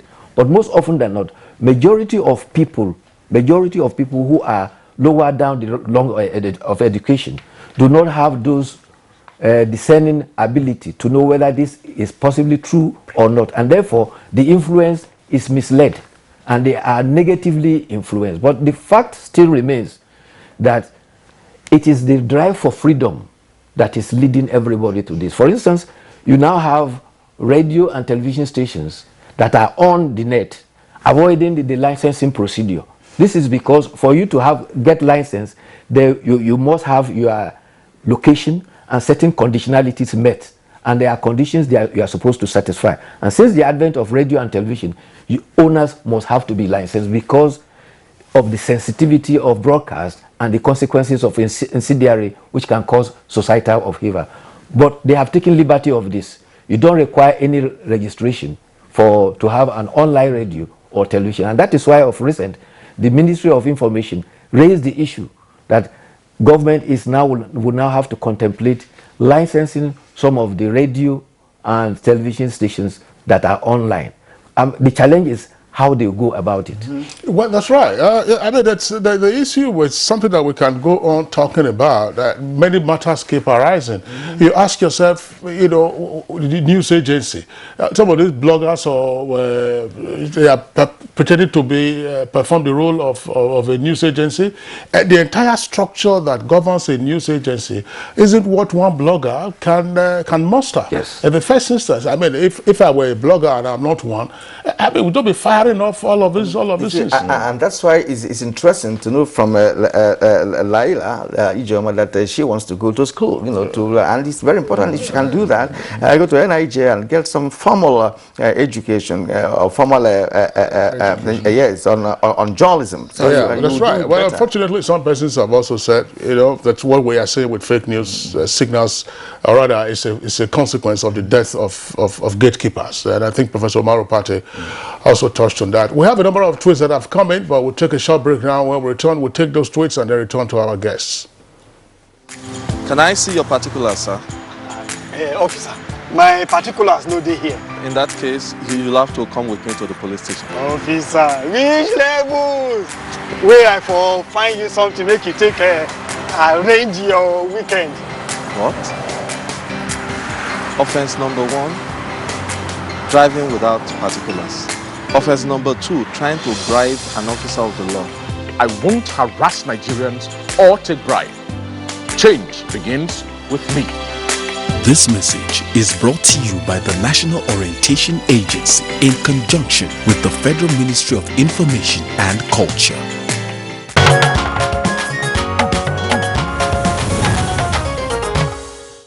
We thank you for staying with us up to this moment on Good Morning Nigeria. As Kingsley earlier informed you, we have a torrent of tweets here with us this morning. Let's begin. DW Nigeria Limited. I think fake news depends on how one interprets it rather. Yeah, it says some people see fake news as one telling the truth and being critical, while genuine fake news is deliberately spreading inaccurate information with the intent of achieving a goal known to the individual or organization. Well, Kieran, I think that's precisely what our guests have been talking about. It's not subject to interpretation. I mean, if news is fake, it's fake. Your opinions can differ. Are you with me? And criticism is not categorized as fake news or otherwise. But the facts upon which you base your criticism is critical, I believe. Exactly. That's right. That's right. Opinions are free. Yes. Amagbola Humbabs, the simple way of dealing with fake news is using some as scapegoats. It's as simple as that. Not only purveyors of such fake news, but also news tabloids or outfits that help in propagating such. People must own whatever information they share, whether in the conventional or social media. All right, but Mashi Haruna Adamu said, we as a people must make sure we confirm the authenticity of news before spreading or sharing to the public. The government should put in place measures to deal with this menace through severe punishment and fines to the person and the media organization responsible for such act. Now, Usman D. Abubakar, the spread of fake news is a menace that requires handling the doers severe penalties. It's either an act done out of frustration or to smear the image of government. So, such excesses will be checked for their motives. All right, Abdulaziz Mansour Korele, he said, the pluralistic nature of the media has further complicated the issue. There are so many sources with doubtful reliability. People are retweeting into social media where like-mindeds thrive. Now, GAS, that's the Twitter handle. We need to simply try the purveyors of fake news in court and jail them. At least one example in each state. Prince Mikade, as propaganda, fake news and other forms of disinformation become increasingly common, it's become harder than ever for the average person to discern facts from fiction. Dele Jack Solomon, fake news spreads quickly because of illiteracy and to a large extent because public officials are not often open with public or government information to the populace. Government must correct this anomaly as we encourage journalists, the media, NGOs, and citizens to report news with facts and figures to prevent blackmail. All right, Adekunle Olayemi, fake news starts from politicians. I wonder how. If government wants to curb it, they must deal with those politicians that are behind it. Now, Abdulaziz Mansour Korede, fake news has recently raised a lot of concerns because of its impact in contemporary democratic politics. Fake news spreads like wildfire. More so, its capacity to distort the eventual truth makes it a threat in a democratic setup. My little love sent in this one. I would urge Nigerians to exhibit positive behaviors and avoid use of words that can hinder our national unity and progress. Steve Bond, fake news is a global phenomenon. Everyone is now a journalist. Tech companies should put up more technology to detect images and news items posted years ago from the current happenings. Bloggers who post fake news just for traffic should be fined. So is he referring to the bloggers and other people as quacks or something? From what he said, yes. That's exactly what he meant. That's your inference. Professor Sakimbewa, federal government must hold media houses and social media companies responsible for any disinformation or fake news emanating from their platforms. Individuals involved in disinformation and fakes, especially the ones that contain illegal and harmful content, must face the full wrath of the law. Now, Usman Banikanto tweets, now the continuing spread of fake news portends danger. The responsible bodies for taming and regulating must act swiftly and decisively. Equally high-profile sponsors must be identified and dealt with. Omobola Hobabs, it's unfortunate that Nigerians don't learn from their own history, needless to talk of learning from others' history. The Rwanda genocide of the 1990s was largely fueled by the media. Until there is a conscious effort by government at punishing purveyors of fake news, it will continue to spread. Yeah, let's just, Kirill, let's correct this. The Rwanda genocide wasn't spread by fake news in the first instance. It was hate speech. Hate speech. Hate speech. Yeah, you can say hate, and then fake news is not. And there could be element of fake information in it could be like that. It could be embedded. Yes, it could be embedded. Exactly. But the fact that you stigmatize one ethnic group or the other, and then of course set them up for elimination, will be a different. Well, propaganda, as you indicated, we are not the guests, by the way. So let's leave that to the guests to further discuss.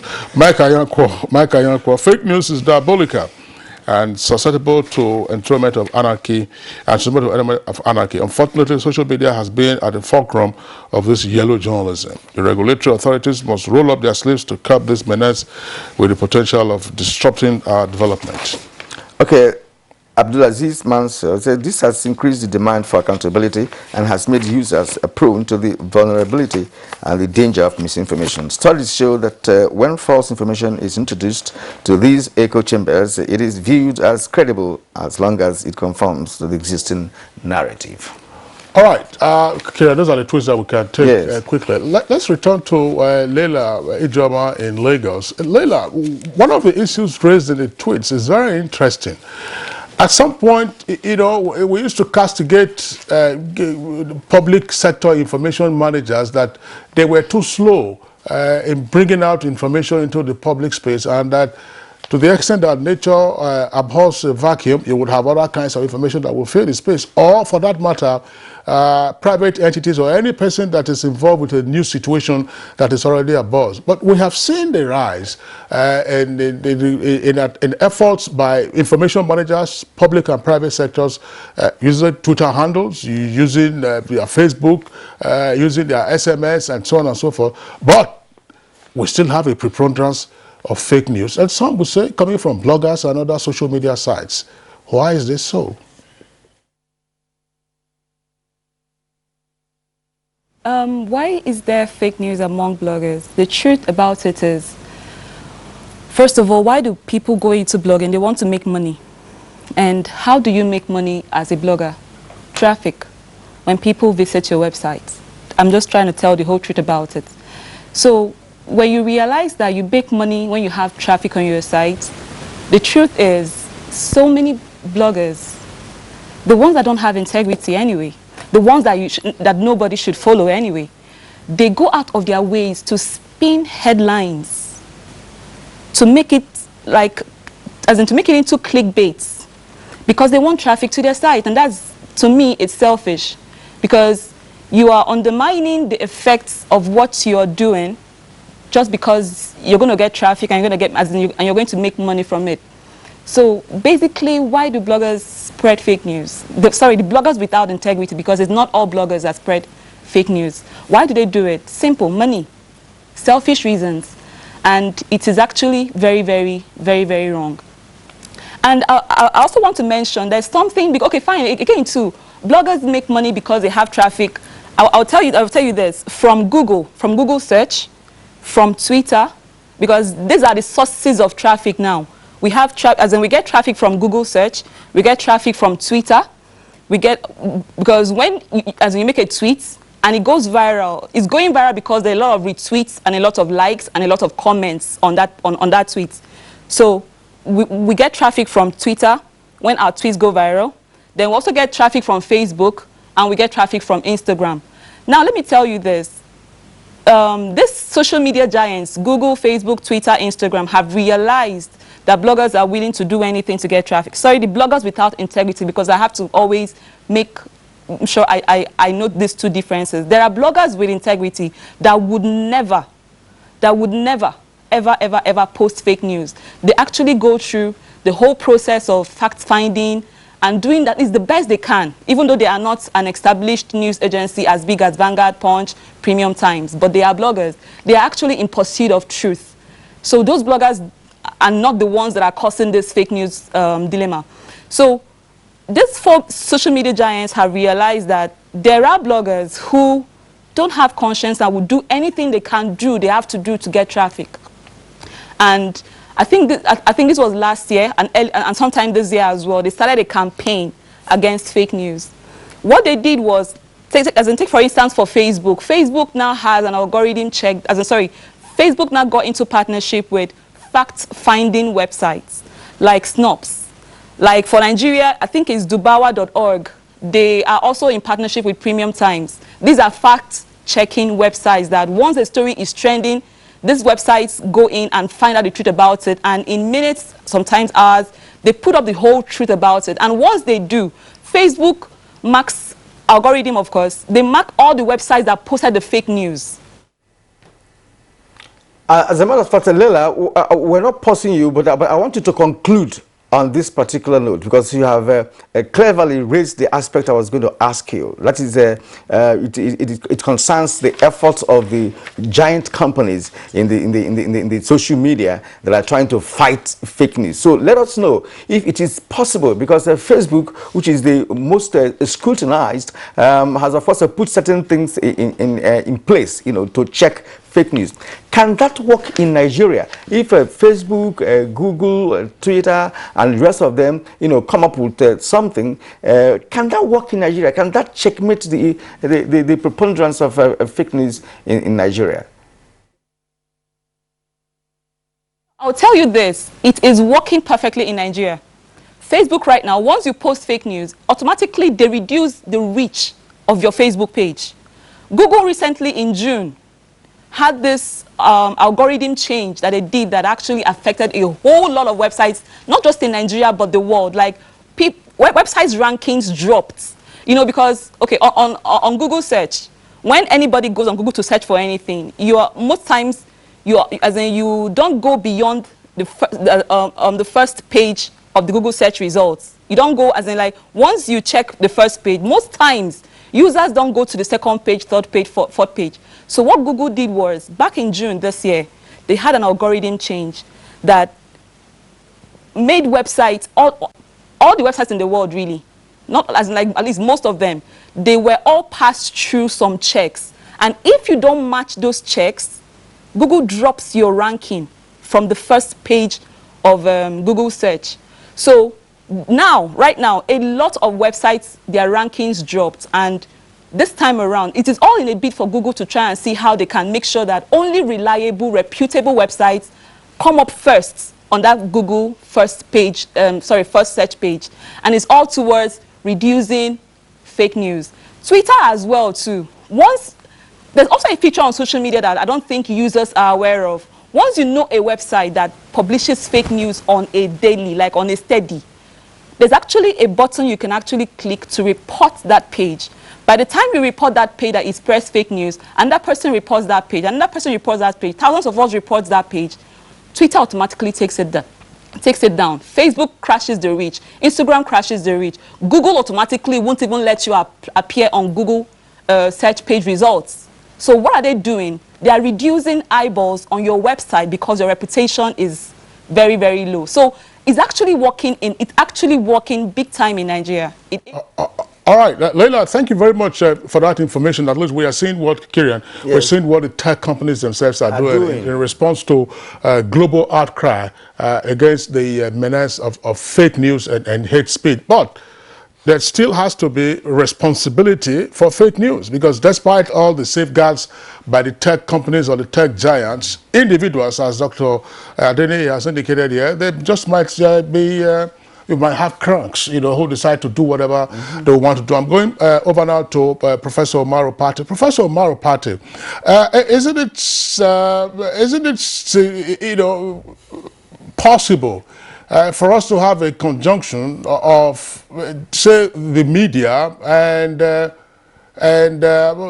let's say the bench or the law, if you like, on how to more effectively deal with the menace of fake news? Adeniyi here talks about, look, if you criminalize aspects of fake news, certainly, you know, that becomes an issue. You don't need a new piece of legislation for this, in my opinion. You can go to the criminal code or the penal code. There are matters relating to the disturbance of the public peace and so on and so forth. But these matters will have to come before judges. How well sensitized, you know, is the judiciary with regard to what needs to be done, the practice by media operators and so on and so forth? Can we have a conjunction so that it's possible to arrive at something, and then, as some persons have suggested in the tweets that we got, have a few scapegoats? Thank you very much. Criminalizing fake news may not necessarily be the easiest way out. You can imagine the number of prisons or correctional homes we may need to build in Nigeria to put in people who are involved in the business of fake news. Like I've told you, fake news distribution starts from the level of individuals who distribute WhatsApp messages and whatever kind of messages that we do at our own personal levels. Then you could go to the higher level. Perhaps criminalizing it may also be seen as another affront or assault on the freedoms of Nigerians. I'm sure if you talk about criminalizing, this issue will definitely come up. But we must also develop means by which these things can be addressed. One, of course, or there could be 2 or 3 different routes. One is by engaging the giants, that's the tech companies. If you look at what's happening in some countries, even here in what's happening in France and some other places, governments in their own ways could engage these companies and look for ways of contextually addressing the issues, because what may be, like I've told you, fake news in Nigeria may not necessarily be fake news elsewhere.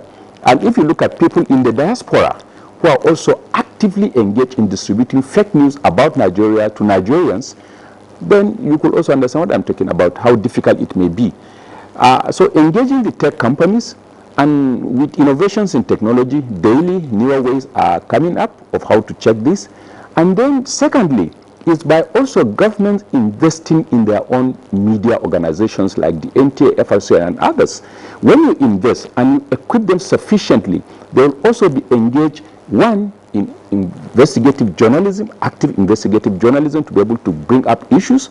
Then secondly, they will also be so equipped to the extent of also being multi-channels and providing information in real time and being everywhere and at every point in time.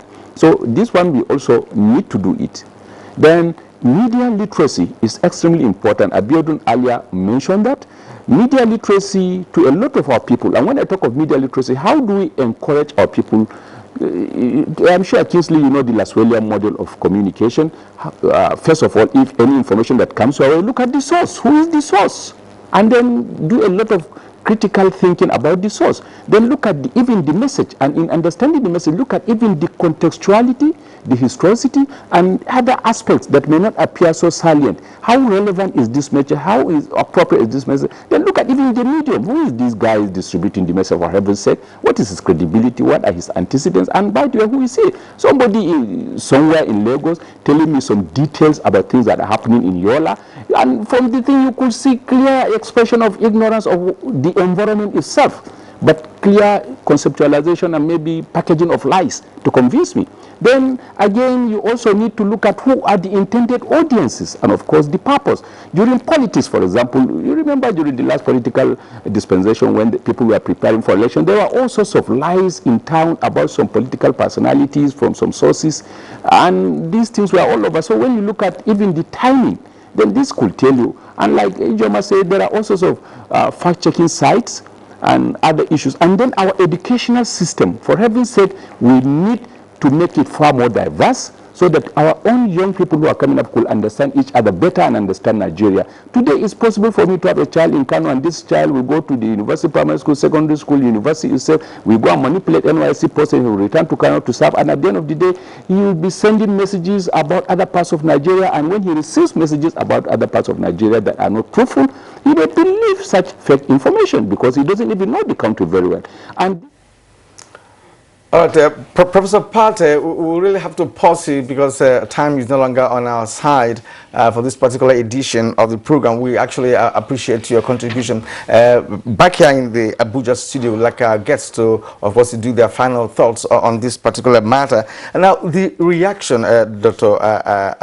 Abiodun Adeniyi, the reaction of some countries like Russia, Kenya, you know, and even Germany, is to make the platform companies, the companies that owners of the platforms, to take down misinformation and hate speech and what have you. But in other climes too, it is criminalized. You know, because if you something that can fuel crisis, if it's not criminalized, how do we get out of it? Well, I think it's just all right for us to see different kinds of reactions because we have different jurisdictions anyway, different jurisdictions in dealing with a planetary system, a system that have brought about a decentered world, you know. So we're going to continue to see different kinds of reaction like the one in Russia that you mentioned, but that's all right, you know. We also can come up with our own kind of reaction. But it's very important for me to also say that, you know, systems move. History is in a flux. History is never static. You know, we are having a redefinition of media and communication, and that's why we have people now calling, some people call themselves content developers, you know, social media influencers, on-air personality, new kinds of bloggers, new kinds of jobs are being created. You know, these things are advantageous, these things are development, these things are bringing about some level of progress in the society, even if we would not undermine the fact of fake news, you know, as one downside of this revolution that we are witnessing. But the challenge is for mankind, is for systems and societies and authorities to rise above this and find ways of dealing with it, you know, because we know the danger it can bring, like many of the panelists have alluded to. All right, Dr. Dendy, thank you very much. Bayo Atebe, your closing thoughts on this, at least for this conversation. Yes, simple. Facts are sacred, comments are free. If you go in the area of facts, you won't have fake news. But it's where you go delve into areas of opinion. That is where people take liberty and put up anything. And therefore, if you want to express, enjoy your freedom of expression, you must be very responsible. An irresponsible expression of what do you call it now? Opinion must be held accountable. And there are instances. Just about last month, some chap was held accountable in England for putting fake news on the air and causing disaffection between two religious groups, and he was charged to court. Exactly. So it can actually be actually, the laws of libel and slander is not restricted to offline publication alone. It's also, it can be evidence, it can be taken from online publications. You know, so the laws are also there to be activated. And it's exponented with online because the locations differ, and for everywhere that libelous item was seen, you are liable. Well, Bayo, that's why I raised the issue earlier in my question that, you know, it may be useful to have a meeting of the media on the bench, you know, to interact on this so that there are newer perspectives by way of workshops and so on and so forth. We can't stick with the old rules. And I say, look, this is a new era, and so we are grappling with how to deal with this. If there are criminal issues arising from this, we can borrow from the jurisprudence of the past, you know, to deal with all of this. And as I said, that's why one issue to deal with this is you have it in the criminal code, which is disturbance of the public peace. But we have to be very careful. More careful, with the alarm bell. It will always ring that you want to suppress freedom of expression. If the alarm bell rings, as we are freedom also, of expression. you handle it accordingly. All right, gentlemen and ladies, we've actually come to the end of this edition of the program. We appreciate you for making a very, very incisive comments on the program. Lela Ijoma, blogger, lelanews.com. We wish you well, and of course, we would like you to actually go to NIJ and, of course, get further education on journalism. Thank you indeed for your contribution. I'm sure that we are very good with computers from what we have explained this morning. Anybody who doesn't have that technique cannot really operate as a blogger. Thank you indeed. Professor Omar Pate, Dean, Postgraduate School, Bayero University, Kano. It's been nice talking to you this morning.